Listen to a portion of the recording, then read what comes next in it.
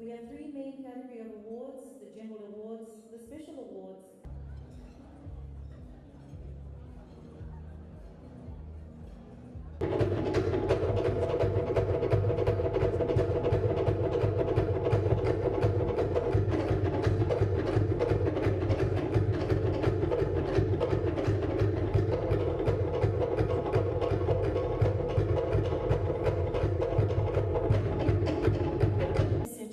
From our sponsor of the Supreme Award, Fiji Water.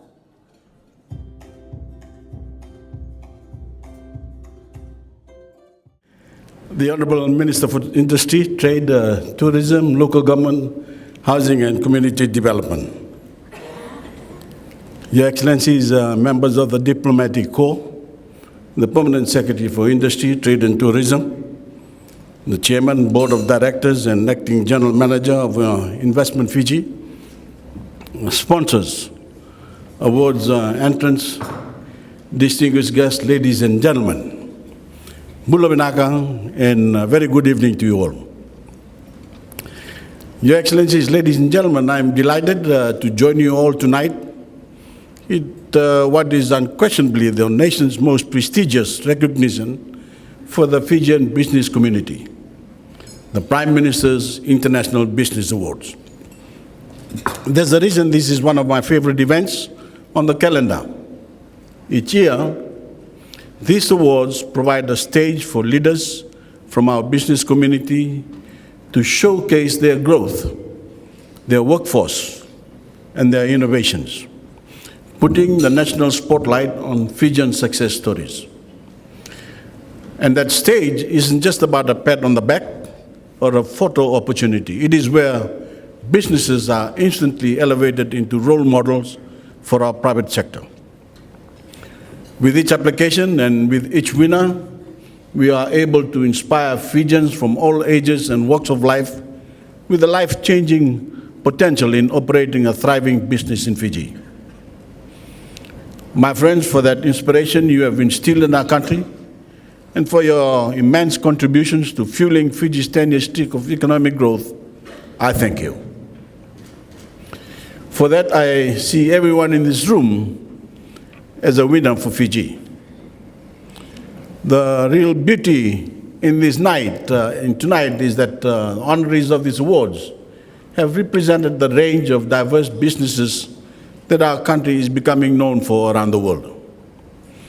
While our tourism providers are certainly always well represented, it's also refreshing to see so many new and upstart businesses and industries starting to pop up with increasing frequency with each passing year. Previous winners range from household names like Fiji Airways to exporters of exciting high-growth products and small startups that are harnessing technology to shape up existing industries. But no matter the size of the company, every dollar invested by you is an investment in the future of Fiji.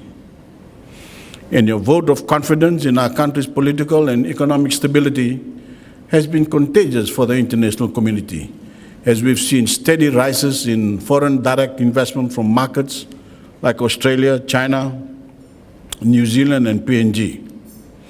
And we're seeing Fijian-made exports on the rise. But as larger economies around the world enter into trade wars and turmoil, and regional economies like Australia and New Zealand are slowing down alongside a global economic downturn globally, you can be mindful of these trends, but do not be demoralized. Even as growth softens around the region and world, Fiji has proven its resilience in the past, and we will prove it again. So instead, find the opportunity.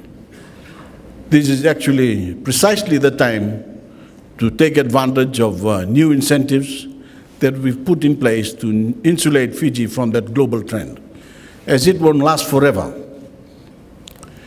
Ladies and gentlemen, Your Excellencies, this government is fully committed to helping continue that momentum in the years ahead.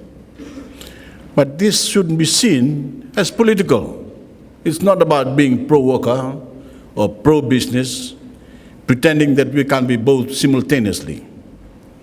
It's about being pro-Fiji, and it's about being pro-growth. So from creative incentives to tax reforms that are working to cultivate your businesses, to our work with development partners to break down barriers and restrictive trade policies, like Australia's easing of its long-standing cover restriction in the new year, this government is behind you.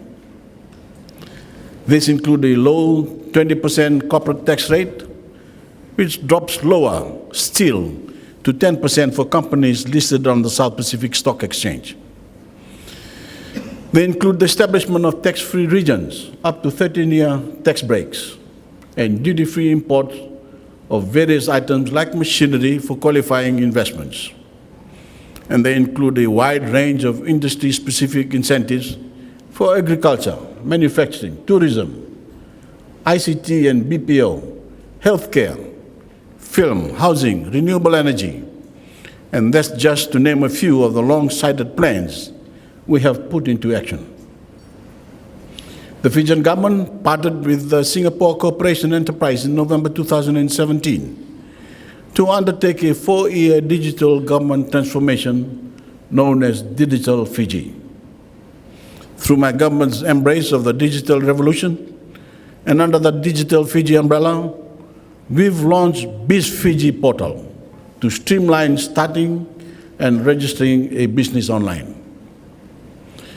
We've made our public bus network more convenient through the cashless e-transport initiative for buses and its continued expansion in other transport areas, and established Wi-Fi hotspots at our national university, public parks, and in free-to-use telecenters around the country. We've covered 100% of the country with digital, free-to-air television access with Voreqe through terrestrial and satellite technology. Our government directory has been brought into the future via the Digital Fiji app. Parents can now register the birth of their child using their mobile phones. Fijians can submit and track feedback on government performance and also pay for government services and register their business online, with a number of future developments already in the pipeline. We recently launched e-passports, streamlining customs at our airports and for Fijians traveling overseas, once again meeting that high standard we've set for our nation's future. There's even more on the horizon, with new plans well underway for new national identification cards that will bring us up to par with advanced countries around the globe. And we're using that same type of innovative out-of-the-box thinking using this modernization push to transform all industries as well, especially the Fijian farming sector. Through our latest national budget, our effort to improve the competitiveness of our agro-industries is becoming more informed than ever, as we announce a $4.5 million allocation to conduct a nationwide agriculture census. That census will paint a comprehensive picture of commercial and non-commercial farms across Fiji, providing critical research and insight on what, how, and where our farmers should be planting to maximize profits, and how we attract large-scale commercial farming investments and improve our food security. Government is also providing targeted support to crop varieties such as rice, ginger, coconut, vanilla, cocoa, ndalo, mangona, and potatoes, as well as sheep and goat meat production, all of which we're confident will not only help meet demand among our people within our tourism industry, but in markets beyond Fiji, near and far. Ladies and gentlemen, Your Excellencies, government is also taking bold action to uplift the business sector and work closely with our partners to improve our ease of doing business ranking with the World Bank. While the methodology of this ranking has shown its flaws and certainly hasn't reflected our business like those here tonight have thrived in Fiji, it is important we fight any perception that Fiji is nothing less than fully open for business. Just this month, we held a workshop on digital identification in Fiji, which paves the way towards cashless transactions and new market opportunities for new and existing Fijian businesses. Early this year, the Reserve Bank of Fiji launched an online personal property securities registry, which makes it easier for our people to use their assets as collateral to secure loans. That means access to finance has gotten easier, allowing our people and our businesses, particularly our small and medium-sized enterprises, to make more efficient, lower-cost investments.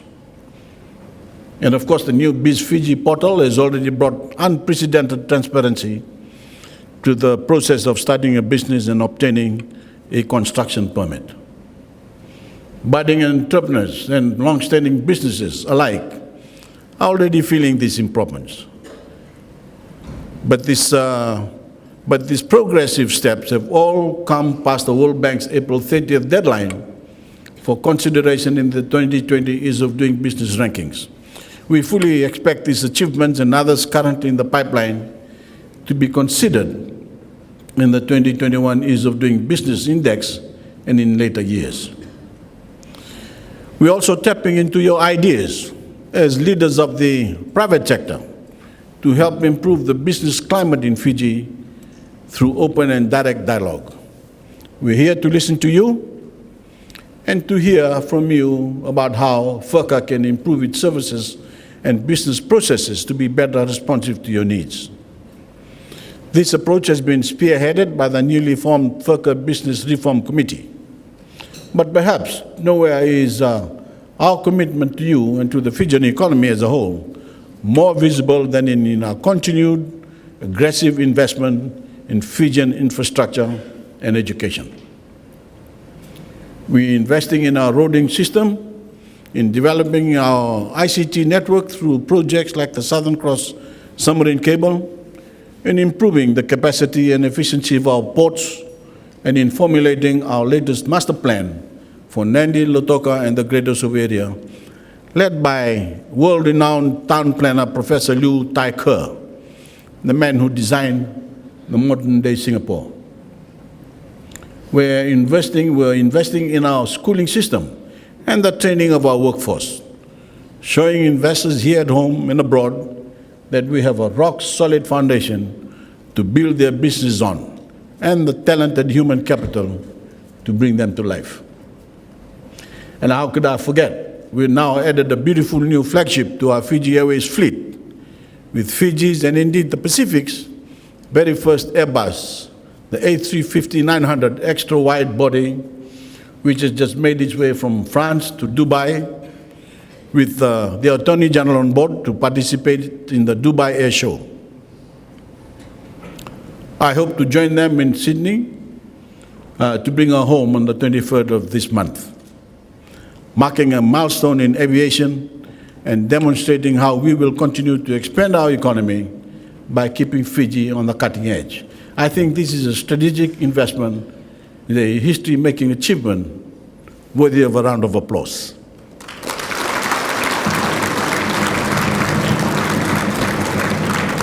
Thank you. My friends, the rising quality of our skilled workforce was on full display to the world at our Asia Development Bank annual meeting earlier this year, right here at the Sheraton. From the many hundreds of local workers and volunteers who made the event run off without a hitch, to the young students and civil society organizations that led conversations that should make any Fijian proud, it was an event that set a new bar for the lucrative industry of meetings, conferences, incentives, and events, or MICE. And as we look to the future for that expanding MICE industry, the World Exchange Conference will come here to Denarau next June, putting influential investors' eyes from around the world on SPX as the premier capital markets destination in the Pacific.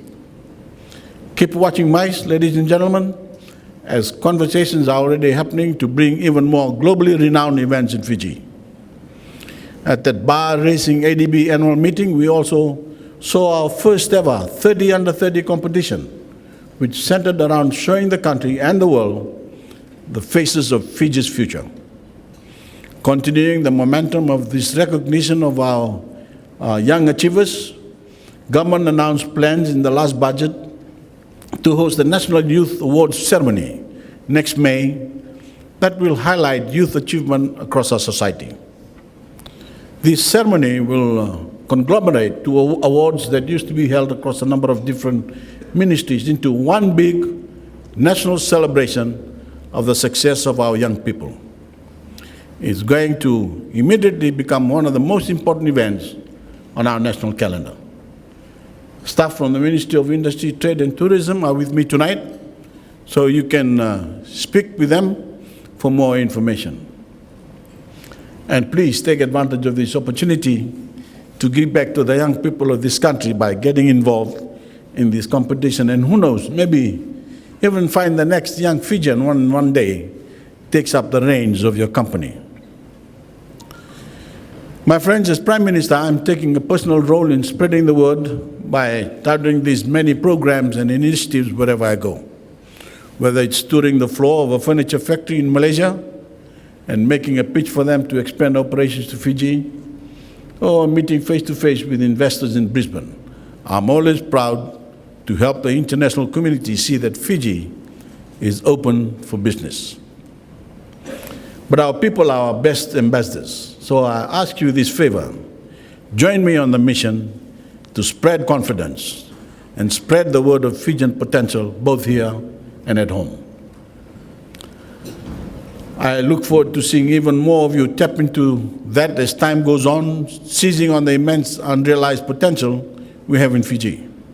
Every time I see the launch of a new business, Fijian business brand, Fiji business or brand, and watch as it grows, providing jobs and feeding our economy along the way, I feel a deep sense of personal pride in the endeavor of our people.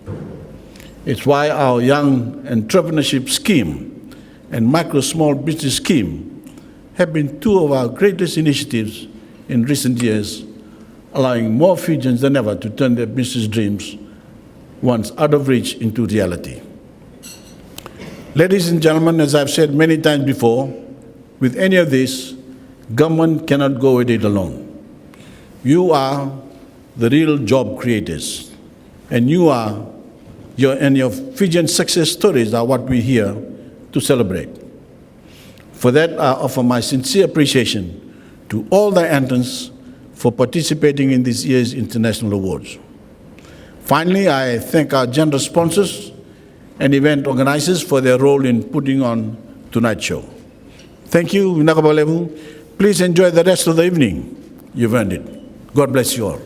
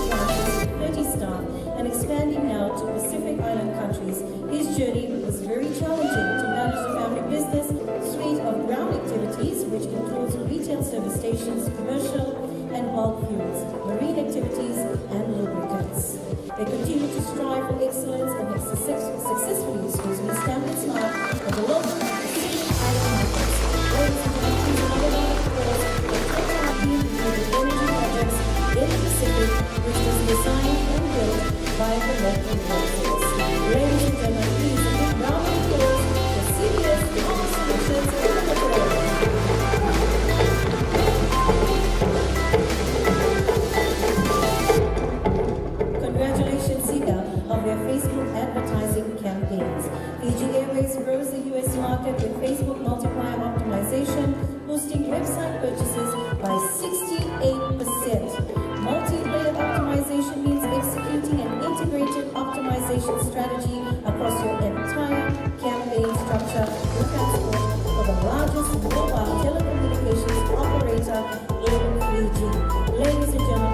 another big round of applause